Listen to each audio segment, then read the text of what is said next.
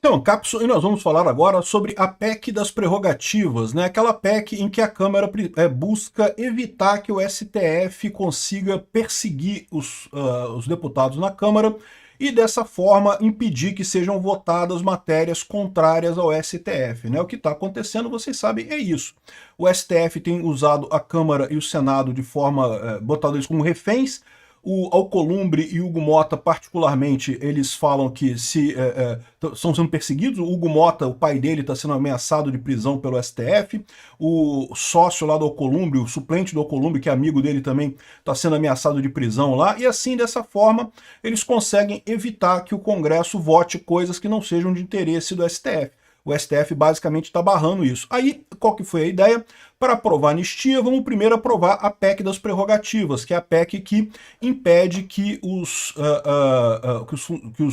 senadores e deputados possam ser presos e investigados sem licença do STF. Era assim, tá? A Constituição de 88 foi dessa forma, exatamente para evitar que o STF perseguisse deputados e senadores. Mas teve uma mudança, uma PEC, né, uma alteração da Constituição em 2001, que mudou essa história e tornou a coisa mais fácil de perseguir deputados e senadores. E a ideia era votar essa PEC das prerrogativas ontem. Tinha número de votos, estava tudo certo, liderança de acordo, Hugo Mota de acordo e coisa e tal, mas aí o pessoal do STF entrou em cena. O pessoal do STF falou que não, que isso é inconstitucional. Se aprovar isso, a gente vai decretar inconstitucionalidade.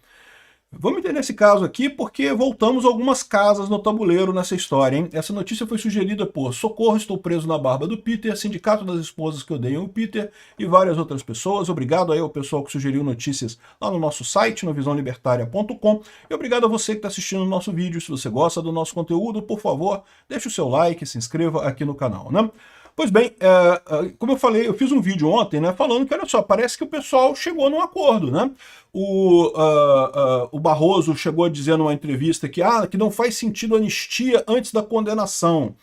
E o pessoal da Câmara falou, não, vamos votar agora a PEC das prerrogativas e a anistia a gente vota depois do julgamento do Bolsonaro. Ou seja, dando a entender que teria se acordado um caminho para isso acontecer, ou seja, que o Congresso aprovaria a PEC das prerrogativas agora, e a semana que vem já é o julgamento do Bolsonaro, né? Já vai ser o julgamento dele, o pessoal da esquerda espera que ele seja condenado e coisa e tal. Eu diria para você que até pouco tempo atrás eu achava que ele ia ser condenado mesmo, agora eu já não sei, não tenho tanta certeza, mas pode ser que seja condenado mesmo. E aí, depois disso, o Congresso entraria em cena e aprovaria a anistia, e aí o Bolsonaro sairia livre dessa história, né? Então, esse seria o caminho que parece que foi condenado. Ou seja, o STF queria primeiro condenar o Bolsonaro, mas aí depois disso, se tiver anistia, aí eles não vão interferir nessa história e a anistia vai ficar e vai livrar todo mundo dessa história toda, né? Agora, o que aconteceu? Mesmo a PEC das prerrogativas, que era para ter sido votada ontem, acabou não sendo votada. Segundo disse a Câmara aqui, não houve consenso contra o texto, né? O texto da PEC, aqui, ó, o texto basicamente prevê voltar às regras originais da Constituição de 88, quando deputados e senadores só poderiam ser investigados criminalmente com autorização prévia das suas casas legislativas. Então teria que ir por votação secreta. Isso significava que tanto a abertura de inquérito quanto o oferecimento de denúncia contra parlamentares dependiam do aval da Câmara ou do Senado, o que, segundo juristas, criou barreiras que inviabilizavam apurações e permitiam que acusações fossem engavetadas. Eu não vejo dessa forma, tá? O que eu vejo nisso aqui é uma proteção dos deputados que foi feita na Constituição de 88 exatamente porque havia essa perseguição na época da ditadura militar brasileira. Aí o pessoal resolveu alterar isso. Fernando Henrique Cardoso, que é o FHC 2001, emenda constitucional 35, retirou essa exigência, mas eles iriam retomar agora no Congresso, né? Então qual que é a ideia aqui, ó?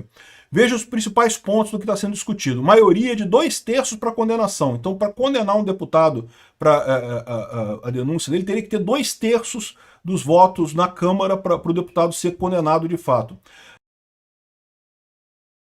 Prisão preventiva condicionada. A PEC mantém a possibilidade de prisão em flagrante, já prevista hoje, mas cria novos requisitos para prisão preventiva ou para a aplicação de medidas cautelares diversas, como tornozeleira eletrônica. Para que essas medidas sejam impostas, será necessário do aval de 2/3 dos ministros do Supremo Tribunal Federal, e ainda assim a decisão deverá ser submetida à deliberação da Câmara ou do Senado. Ou seja, não poderia mais haver decisão monocrática do STF para prisão preventiva ou medidas cautelares contra deputados, né? Revisão periódica das prisões. Se a prisão preventiva for autorizada pelo STF e confirmada pelo Congresso, ela precisará ser revista a cada 90 dias. O que parece razoável, tá? Porque prisão preventiva é, por definição, temporária, né? Não deveria ser condenação ainda, né? Cada revisão, a Casa Legislativa deverá deliberar e novamente se manter ou não a medida, o que aumenta o peso do fator político sobre decisões judiciais. Autorização para inquéritos e denúncia. O que eu acho isso aqui? Eu acho que maioria de 2/3 é meio sacanagem, tem que ser maioria simples, né? E também revisão periódica, ok, que tá meio que exagerado isso daqui. Agora, as outras coisas são razoáveis, tá? Autorização para abertura de inquérito é razoável, autorização para recebimento de denúncia também é razoável que tenha na Câmara para evitar exatamente perseguição contra as pessoas, né? Vedação ao controle judicial. O texto veda expressamente que o judiciário revise decisões do Congresso que suspendam investigações ou processos criminais. Isso significa que os deputados ou senadores decidam sustar um processo, o STF não poderia reverter a decisão, né? Isso daqui, muito embora eu concorde com a matéria, eu acho que o STF não vai gostar. Pode ser exatamente isso daqui que eles estão reclamando de inconstitucionalidade, né? A imprensa não gostou. A imprensa não gostou, reclamou, chorou e coisa e tal. Mas lembra, isso daqui está acontecendo porque já teve um acordo com o STF, tá? Já tem um acordo com o STF. Já está previsto isso daqui. O que aconteceu foi que a imprensa chorou pra caramba, e aí parece que 2 ministros do STF reclamaram. Quais 2 ministros? Um é o Dino, tá falando que é um Dino. Aqui, ó. O Flávio Dino ironizou, não, porque eles querem um negócio que ninguém seja condenado por nada, e não sei o que lá. Não, e você quer um negócio que você possa condenar qualquer um, sem nenhuma justificativa, sem nenhuma lógica, né, Dino? A gente entendeu qual é a parada, né? Então, ou seja, o ponto todo é que gerou essa confusão, parece que dois ministros do STF foram avisados do teor e reclamaram. O Dino e provavelmente o outro foi o Alexandre de Moraes. A esquerda ficou chateada e falou com eles, né? Então, ou seja, o problema todo é o seguinte, a gente sabe que o Alexandre de Moraes não quer... O Alexandre de Moraes não está nesse acordo. O Alexandre de Moraes, ele quer a porra toda, ele só dobra a aposta. Mas os outros ministros do STF estão, né? E lembra, para derrubar a anistia, precisa que os ministros todos do STF estejam de acordo, pelo menos a maioria deles esteja de acordo. Essa é toda a negociação que está acontecendo, né? Então, o que se ouviu nesse caso é que, do jeito que estava sendo discutido o tema, a Corte não terá trabalho em declarar o projeto inconstitucional. Então, o que eu acho que está havendo aqui... Então, acabou que eles desistiram de votar ontem, vão reescrever o texto de forma mais coerente e aí focar nos pontos importantes dessa história. Chegar no meio termo, que talvez, eu não sei qual vai ser o meio termo dessa história aqui, mas alguma coisa que impeça ainda que o STF persiga qualquer deputado ou senador lá, mas que não proíba um monte de coisa aqui, que não exija 2/3 dos votos do ministro. Enfim, não sei qual é o meio termo que eles vão chegar aqui. Eu espero que o acordo continue, porque é muito importante para todo mundo aqui no Brasil que tenha esse tipo de coisa. Eu concordo com o que o pessoal fala, que esse processo é nulo de pleno direito, portanto devia ser anulado, mas o problema e aí? Quem é que vai lá anular esse processo? Como é que vai anular esse processo? Sinceramente, eu não sei se teria força para fazer isso no STF. Né? Lembra que mesmo que o André Mendonça puxe essa coisa para o plenário do Supremo, teria que ter o voto da galera. Será que o pessoal vai todo mundo votar desse jeito mesmo? Ou vai ser pior ainda no final das contas, né?